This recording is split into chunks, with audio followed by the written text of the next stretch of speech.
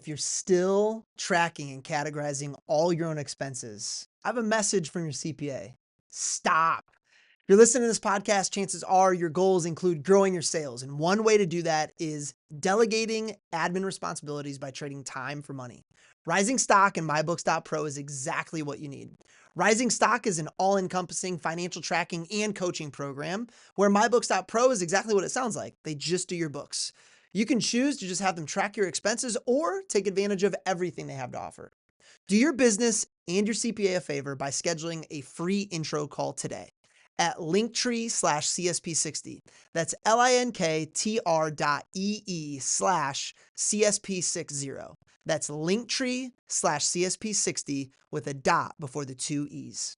Thanks for joining us on the CSP Hot Hands 15 Minutes of Flames edition of the podcast.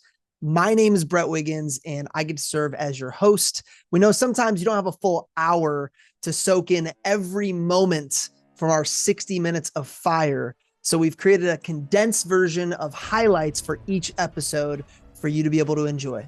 Your 15 minutes of flames begin now. Let's do it.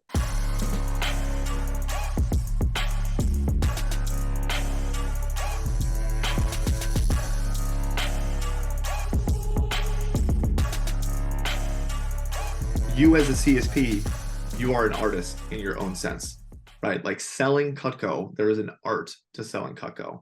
And again, I think Brandon Brown, Curtis JQs, Josh Muller, they are artists of this business.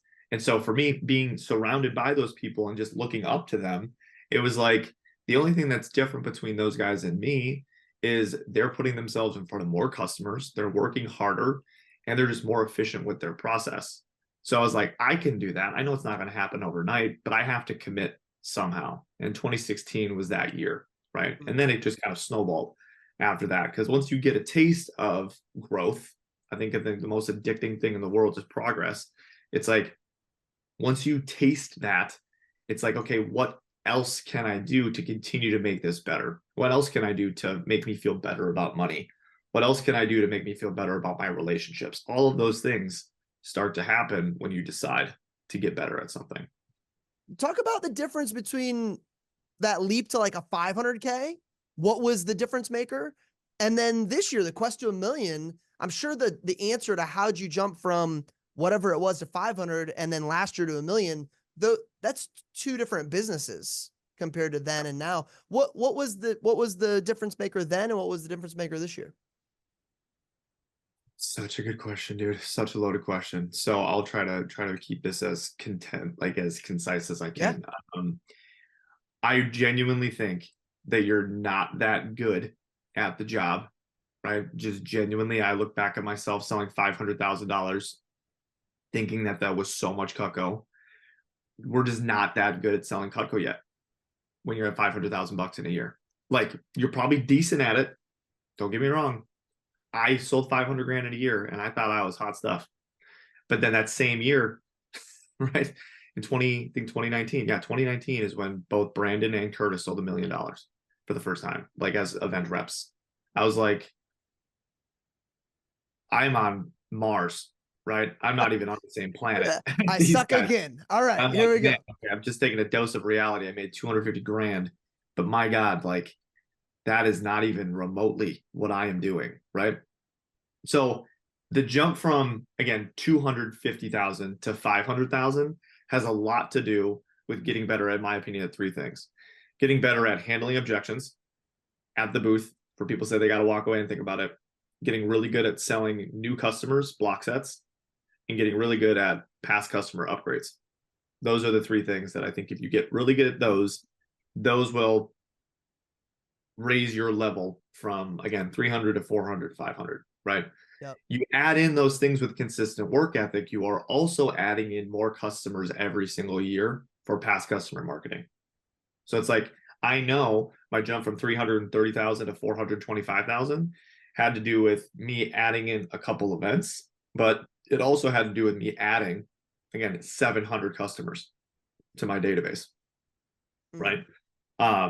It's the law of compounding, and it's the domino effect of if you are consistent within your business and you are getting better at the business, Where you have that focus to get better, right? While you are also adding more people to your end line or down line. It's like, hey, you are creating more CPO just by showing up the same way you did last year. But through that progression, you're just getting better. So therefore, the interactions that you have become better. You're also better with your systems, right? It's like the CRM, right, of Cutco and Vast Action. Thank the Lord for that. It's unbelievable how I was talking to my girlfriend last night about that. I was like, man, if that didn't exist, if that arm of Cutco didn't exist, $1 million would not have happened for me this year, straight up. And so that difference is that from 300 to 500. The difference from 500 to 1 million, man, it's one of those things where, again, like, I never thought I'd be able to do it. Like, I just genuinely was never like, I could sell $1 million. And 2021 was such a blessing. I should say 2020 was such a blessing because 2021, we all benefited as sales reps from that post-COVID just energy that both the economy had and also humans in general in the I United remember States. the first event we did in person again. It just felt like Christmas morning. It was like, oh, here we go. So the takeaway that I really feel like I had in 2021 that I've continued to this day feel this to my absolute core is I'm just happy to be here. Literally. Like, I'm just happy to be at a booth, being able to sell Cutco at an event. Like, that is such a blessing that we took for granted for years. And then poof, overnight it's gone. So I jumped from 300,000 in 2020, where I fell off a cliff, like not every CSP, like Rob Robinchek, shout out to you, homie. Same thing with Curtis. Like, it was incredible how they still sold so much Cutco when the world was falling apart. I did not. I went from 500,000 all the way down to 300,000. Right. And I remember 2020, and the reason I'm so grateful for it is we had so few interactions in 2020 that it was a really good reminder. And honestly, it was like, that's when I realized I'm actually not as good at this as I think I am. It was a reality check of, wow, like I just kind of like was super fortunate that I got a lot of interactions at events, and a lot of people said no, but it didn't matter because another person was right behind them. That was not the case in 2020. So in 2020 was like, I get so few of these, and especially the first part, like between like March all the way through like honestly end of August, it was like I didn't have that many interactions. I was fumbling over my words because, again, you weren't in the business, quote unquote, at events for like 2-3 months, right? Like, even at a service event, it was the same thing. I was like, man, I'm just like struggling with how to get these things out and how to portray this package or sell this package. And I was like, man, I'm just not doing very well with like my averages. And that's where I kind of had to double down, where I was like, okay, I actually need to take the notes that I've learned and all of the things that I've seen at Net, all of the conversations that I've had with Seth Kinzer, with the Josh Mullers, and I actually need to start doing those things, because I'm not doing those things right now, because I'm seeing Seth right next to me sell $550,000 in 2020, which is $250,000 more than me that year. And I was like, man, and he was doing the same events as I was, right? We were working a ton of service events together. But with his past customer marketing, he was diligent with the phone calls, right? It was like all of the things that a good CSP does, he was doing those. I'm like, I'm not actually doing those things, right? So the pop from 300,000 in 2020 to 2021, where I sold 800,000, right? That was just the law of compounding for like the last 6 months of 2020, being like, I'm going to get better, actually better at this. Like, I want to be best in class, right? I want to be best in class. I want to be known as the person that, like, hey, like, how do you talk to a new customer and sell more ultimates? Like, hey, how do you sell more cookware? Like, hey, how do you sell more flatware? Like, how are you selling an ultimate upgrade? I was like, all of those things that are huge needle movers at the booth, I want to be best at all of those. Not just one of them. I've got a good base on all of them, but I actually want to be the best at that. When it comes to that growth over the last few years, especially getting to $1 million, this had a tremendous difference. Delete social media. Mm. Mm. Delete it. Delete the apps specifically. Like, I have a Facebook page that I have for Yep. my business. I haven't, again, like, been on social media, quote unquote, with apps for 3 years. So delete social media. I haven't had Instagram. I actually have a pact with a buddy of mine that I went to college with. I told him in like July. I was like, if I sell $1 million, I'll re-download Instagram to watch all the memes that you've been sending me for the last 2.5 years, and then I'm gonna delete it again. But Oh man, you've got like 2 weeks worth of content to dude, it's gonna consume be January 1. insane, dude. It's gonna be insane. I have no idea how many he sent me over the last 2 years. But anyway, um, Uh, just stop scrolling and start reading. Right, that's what I would say. If you're like pivot you're on the toilet scrolling to download the Kindle book, right, and start reading a book. Right, like I think probably the most thing I'm most proud of this year is, besides selling $1 million, is I read all of the Harry Potter books this year. oh, love it. They're Dude, it amazing.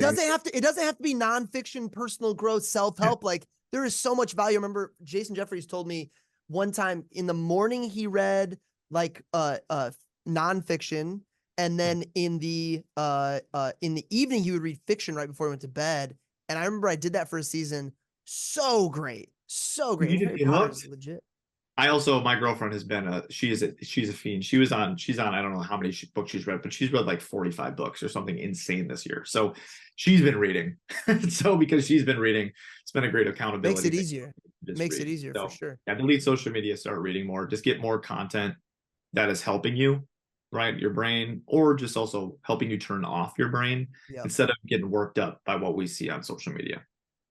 What's been one of your biggest challenges that you've had on this road to 1 million, whether it was this year, or last year, or whenever? And how did you overcome it? What came of it? How did it help get you to where you're at now? What comes to mind? Yeah. So, biggest challenge, I think, honestly, about trying to accomplish the goal of selling $1 million was the biggest challenge was before it even happened was just believing that I could do that. Because I sold 800 grand a couple years back to back, but I was like, dude, that's $200,000 extra worth of Cutco. Like that's so much Cutco Yeah. to be sold extra on top of all of the great things that have already happened in my business to make 800 grand happen. Um, so I did this exercise. Um, Tim Ferriss talks about, he calls it fear setting. And I did it live with my girlfriend when I was going through it in the middle of June. I was having a terrible week. I sold Cutco in Italy. It did not go well at all. I sold $3,000 over the course of 5 days. I was like, I wanted to sell 25 and I sold 3 grand. I was like, oh my God. So it was like a month after that, still feeling so behind. And I remember just sitting there and being like, I was up over the year, right? So I had so many beautiful things happening in my life. I was in the middle of Washington. I was going up to see a buddy that was running an Ironman. And I'm sitting there like, God, I'm going through it right now. And the worst thing that happens this year is I grow my business 100 grand and make $50,000 extra. That's it. And I just detached myself from $1 million. Like I was still like sharing it with every single customer. And I still went through it so many times over the last 6 months of being like, there's no way. There's no way. Right. I've had more returns this year just because you have higher volume of sales. So you Yep. just naturally have more and you naturally have bigger returns happen. But anytime I felt that, the lesson has been for me this year is just let go of the goal and reattach yourself to the action that I can take Mm. effect today. That's it. It's like I am not defined by $1 million.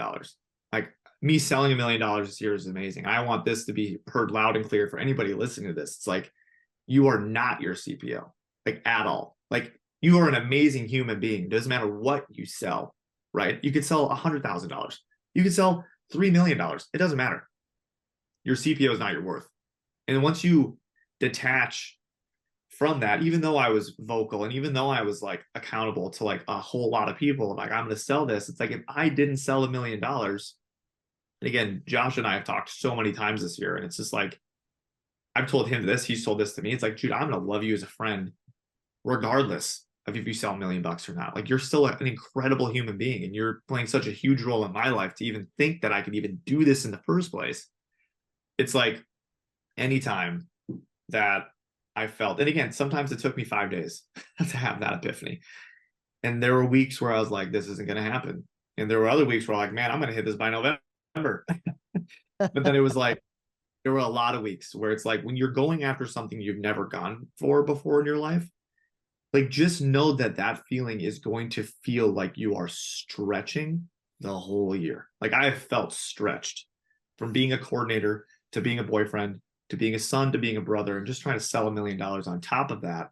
I have felt stretched this entire year. But at the end of the day, I know that, again, God is never going to give me more than I can handle.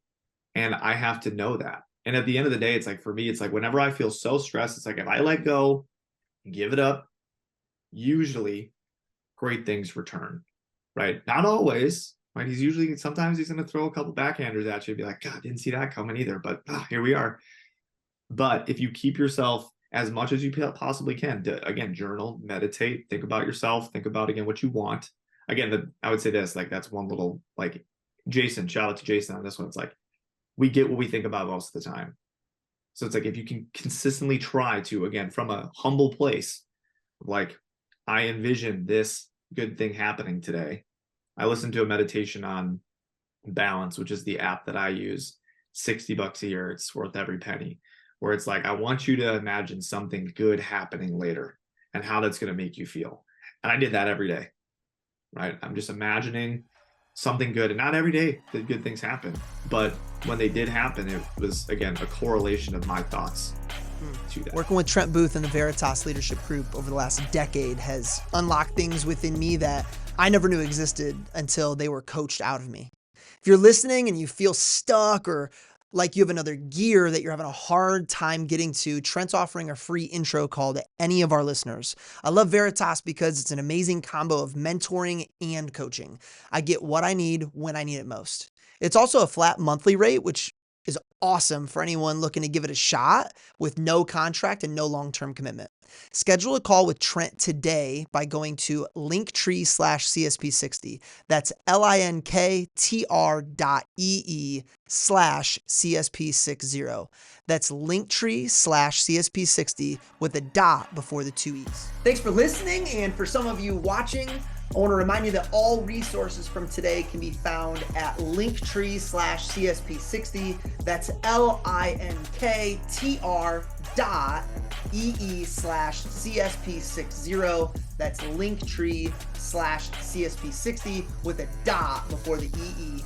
If you want to be a member of our live Zoom audience for one of our upcoming shows, email bwiggins@vectormarketing.com.